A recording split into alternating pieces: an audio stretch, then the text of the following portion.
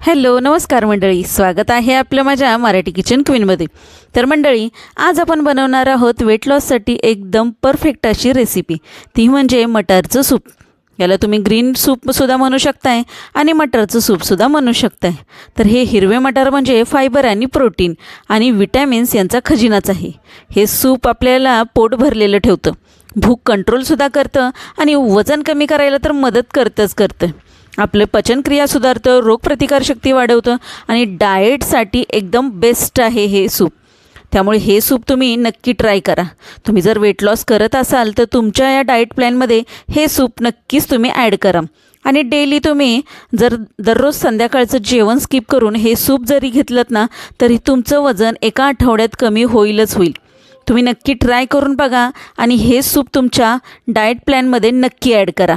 आता मटरचं सीझन आहे, त्यामुळे भरपूर मटर आपल्या बाजारामध्ये येत असतात आणि स्वस्तसुद्धा आहेत भरपूर। त्यामुळे आपण आज मटरचं सूप बनवलं आहे आणि एक वाटी आपण इथं मटार घेतलेत सोललेले, एक ग्लासभर पाणी पातेल्यामध्ये घेतले आणि त्याच्यामध्ये हे मटार घालून घेतलेत आणि ह्याला 10 मिनटं आपण शिजवून घेणार आहे। 10 मिनटानंतर शिजवून घेतल्यानंतर आपण ते काढून घेऊया मटार। आणि आता एका कढईमध्ये थोडंसं म्हणजे अर्धा चमचा तेल घातले, त्यामध्ये जिऱ्याची फोडणी करायची आणि एक कांदा, मीडियम आकाराचा एक कांदा आहे ना, तो बारीक चिरून यामध्ये मी घातलेला आहे। कांदा तुम्ही मोठा मोठा चिरून जरी घातलात ना तरीसुद्धा चालेल।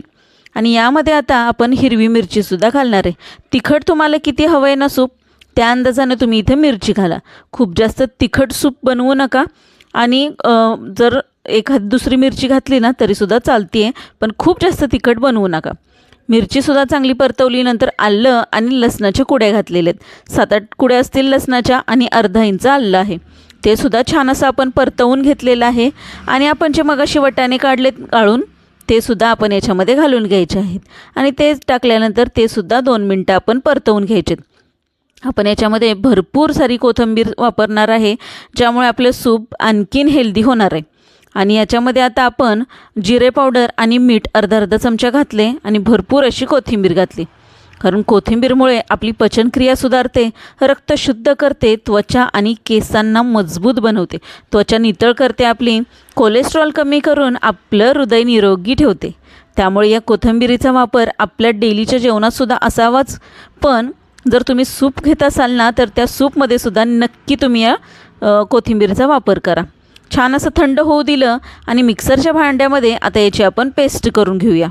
आता ही जाडी भरडी जरी पेस्ट बनवलीत ना तरीसुद्धा चालेल आणि छान लागते बरं का। ते मध्ये मध्ये येतात ना तुकडे, तर ते छान लागतात। त्यामुळे तुम्ही जाडी भरडी करा, नसेल आवडत तर एकदम पातळ पेस्ट करा।